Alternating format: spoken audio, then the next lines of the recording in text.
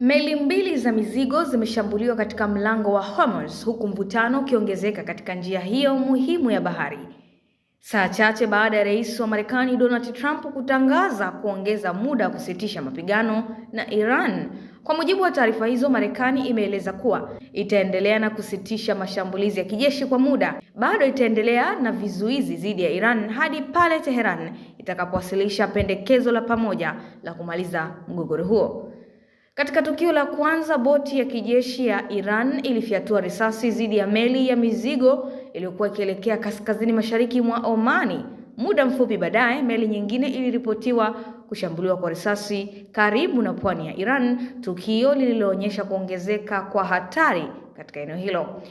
Matukio haya mawili yaliyotokea ndani ya muda mfupi yanaashiria kuwa licha ya kusitishwa kwa mapigano ya angani kati ya Marekani na Iran, bado mapambano ya kudhibiti mlango Hormuz yanaendelea kwa kasi katika eneo la bahari.